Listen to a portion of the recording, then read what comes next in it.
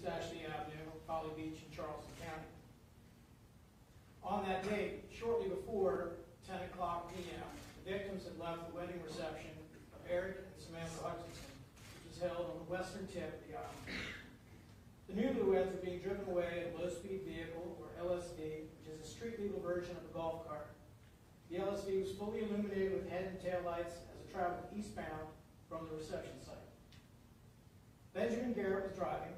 His son Brogan was riding next to him in the passenger seat. On the rear of the LSV was a newlywed couple, Samantha Miller Hutchinson and Aric Hutchinson. The path of travel was on West Ashley Avenue, across Center Street, and then continue on East Ashley Avenue towards the rental house. At approximately the same time as the victims were leaving the reception, the defendant was wrapping up an outing with new co-workers at a bar on Center Street in Folly Beach. After leaving that bar, Ms. Komoroski stopped by another neighboring bar, alone, for a single shot of tequila before getting into a rented 2023 Toyota Camry to drive home to her residence on James Island. The investigation revealed that in an hour and a half prior to the collision, the defendant had consumed 6 alcoholic drinks. However, instead of leaving the island via Center Street toward Folly Road and James Island, the defendant headed eastbound on East Ashley as well, following the victim's LSV, albeit the LSV would have been significantly further up the road. While on East Ashley, the defendant traveled well over the island-wide speed limit of 25 miles an hour as she closed on the LSV. Data from the EDR, the electronic data recorder, or event data recorder from the vehicle, the Toyota, shows the defendant was traveling 61.5 miles an hour, 4.65 seconds prior to crashing into the LSV. 4 seconds later, at 0.65 seconds prior to impact, the EDR shows the defendant had increased to 65.9 miles an hour. The same data reflects the brakes were applied half a second later, 0.15 seconds before impact. During the time of travel eastbound on East Ashley, the onboard system in the defense vehicle captured black and white snapshots of the vehicle as it weaved across the road, off to the right, then over the center line, left, and then back into the right lane as it closed in on the LSV. At approximately 10:15 p.m., in the 1200 block of East Ashley Avenue, Ms. Komoroski crashed into the LSV. Crash 10 p.m. 10:15 p.m. 10:15. Yes, ma'am. Crash reconstruction calculations estimate that the defendant was traveling approximately 63 miles an hour at impact, and the LSV was traveling approximately 25 miles an hour. Samantha Miller Hutchinson was ejected from the rear-facing seat onto the hood of the Toyota.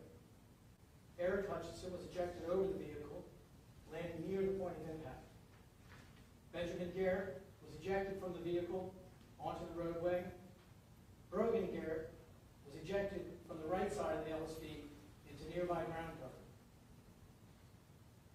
Brogan suffered injuries to his knees. Benjamin suffered a severe head injury, injury to his wrist, which was treated in the burn unit at MUSC, and injuries to his right hip and lower back. Ben will require further surgeries to address his other injuries, including a right hip replacement, a fusion of the right SI joint, possible fusion of his neck and back vertebrae, and surgery to address arthritis in his affected joints. Aric suffered 2 broken legs, one requiring surgical intervention to repair, a fractured facial bones, fractured vertebrae, also necessitating surgery, brain bleeds, numerous lacerations over his body. Additionally, his left eye was damaged, and the prognosis regarding his vision will develop over time. He necessitated surgery to fix the lid to that left eye, enabling it to close, and currently suffers double vision. Future surgery will be assessed. Samantha Miller Hutchinson died from blunt force trauma to her head and neck. Citizens that were staying or living in the area of the crash immediately responded to the site and called 911. Among those who responded were 2 nurses that happened to be staying nearby. They, along with others, began triaging the victims. Neither detected any pulse from Samantha.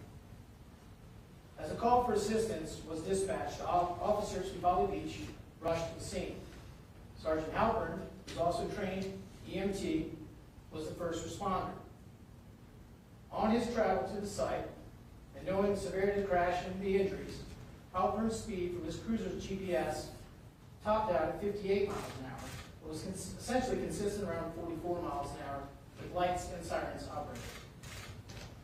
Sergeant Halpern and Officer Honeycutt, also from Folly Beach Police Department, attempted to resuscitate Samantha using CPR and an AED.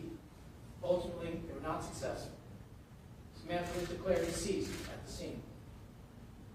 Folly Beach Police Department put out a call for assistance to the scene and to handle other calls while working this crash.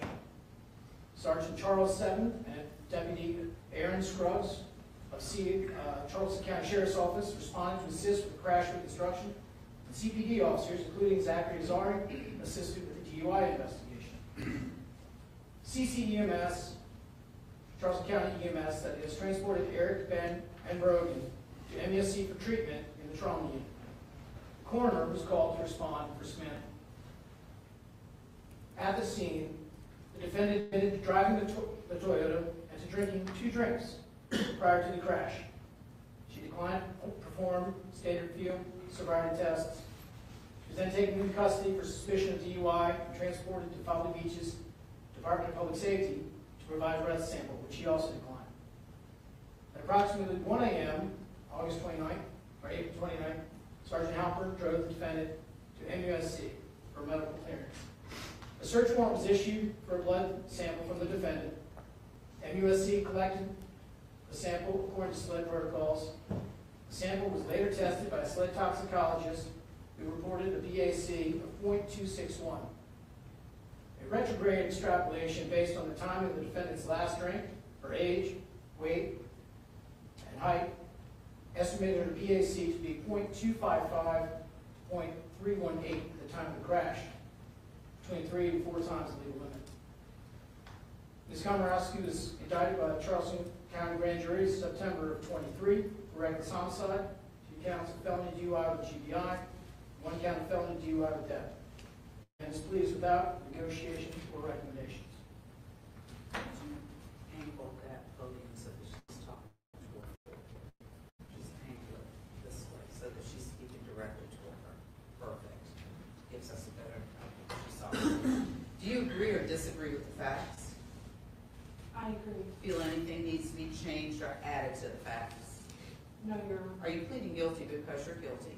Yes, Your Honor. Do you understand you're entitled to a jury trial? Yes, Your Honor. Do you understand that during a jury trial, the state has the burden of proving your guilt beyond a reasonable doubt?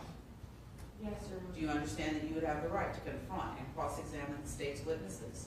Yes, Your Honor. Call your own witnesses? Yes, Your Honor. Present any defenses? Yes, Your Honor. And challenge any statements as well as remain silent, and your silence could not be used against you. Do you understand each of those rights? Yes, Your Honor. Do you understand that you're giving up those rights? Yes, Your Honor. Do you understand that if you desire a trial, that the court stands ready to accommodate that request, and we have a panel coming in for that purpose? Yes, Your Honor. And knowing all of that, do you still wish to plead guilty?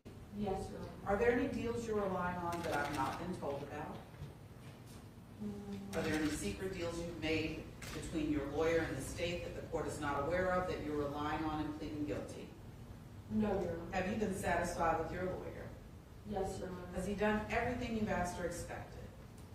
Yes, Your Honor. Any complaints about his services? No, Your Honor. Has anyone promised you anything to plead guilty?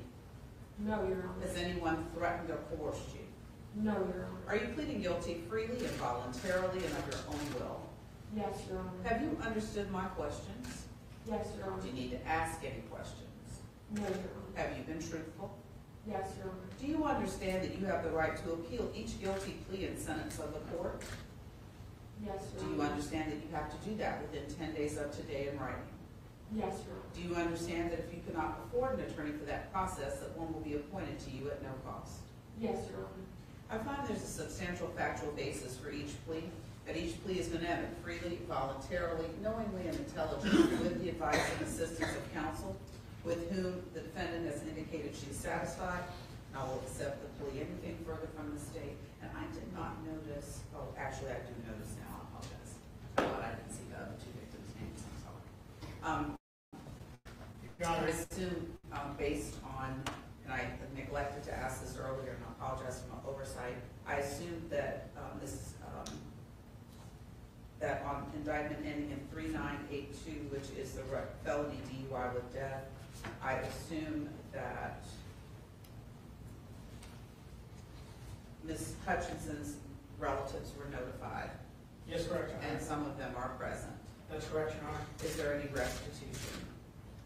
None is being sought by the state. And I assume on indictment ending in 3983, which is the felony DUI, great bodily injury,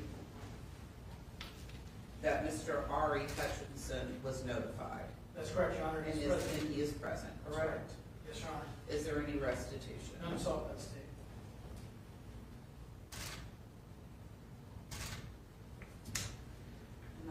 And likewise assuming on indictment ending in 3984,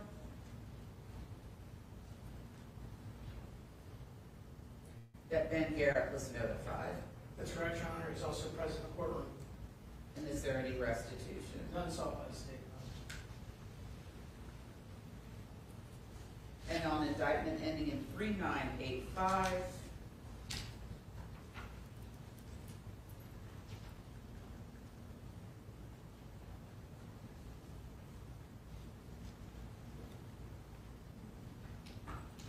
that's a duplicate victim, correct? That's correct, Your Honor.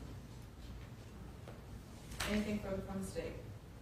Only to notify the court, as you are aware, members of the victim's family who would aware. Certainly. You can call them in the order that you'd like and make sure they speak loudly and clearly for the benefit of the court.